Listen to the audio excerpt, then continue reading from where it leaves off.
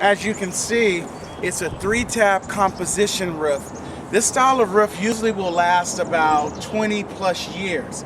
As you can see over here on the end, we got debris on the roof from trees that we have that are really close. Trees can be a serious hindrance to a roof because as branches get weak, they fall on the roof. One of the main things you want to do with weak limbs is keep them trimmed back, because as they fall, they can puncture the roof and cause serious damage to the roofing system. Other things that we want to make sure that are done on roofings is to keep it clean. Where we have here the drainage built-in gutter system, make sure that that's always clean so that water will drain away as it rains down and away from the house. It actually looks like, if you look at the shingles really close here, someone has pressure washed this roof. We don't recommend pressure washing roofs. Pressure washing at high pressure actually removes the granules from the shingles of the roof.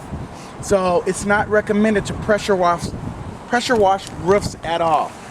Things you can do, there's high blower systems. You can blow debris off. You can use soft brushes. You can actually use different natural chemicals that are environmentally friendly to put on the roof and remove moss and other organic debris. All right, let's walk over here to the chimney and take a look at it.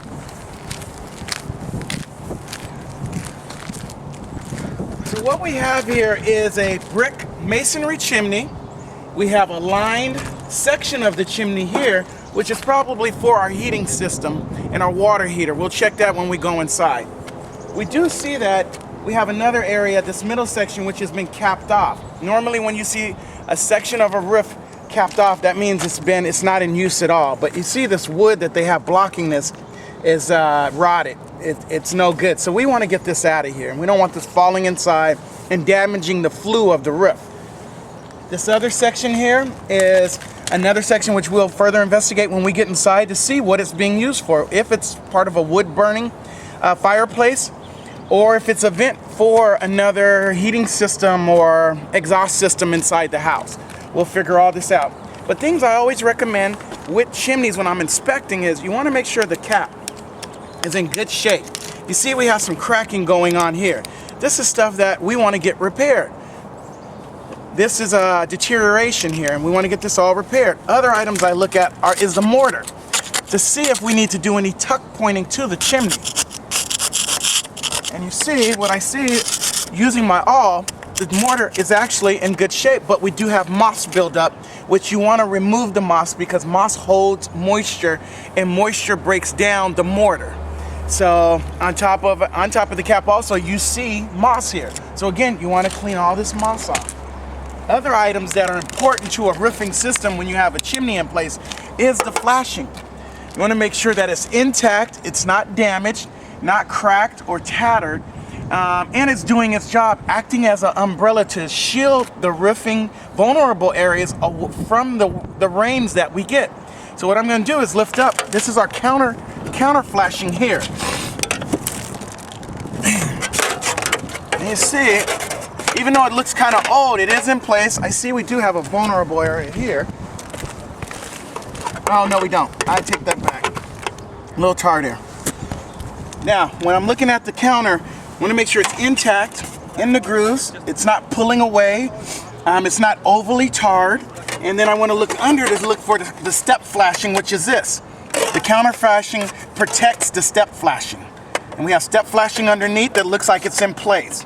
You know, we got moss here, so we want to remove all this moss out of the way. But the main thing is the flashing doing its job?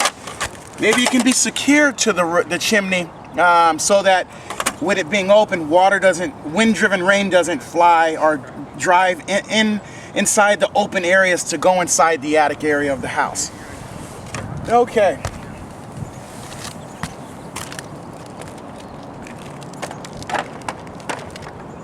I'm just going to take a look here at what I'm seeing. Looks like we have some tarring going on. They have it braced here. It's kind of a vulnerable area here. As you see, the way it slopes down, moisture can drive down here.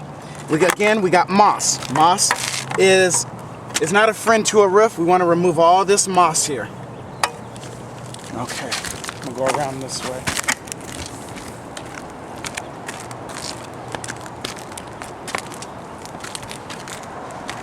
And you see on our front skirt flashing here, we've been using a silicone sealant to prevent moisture from driving in, but we got some open spots here, and here.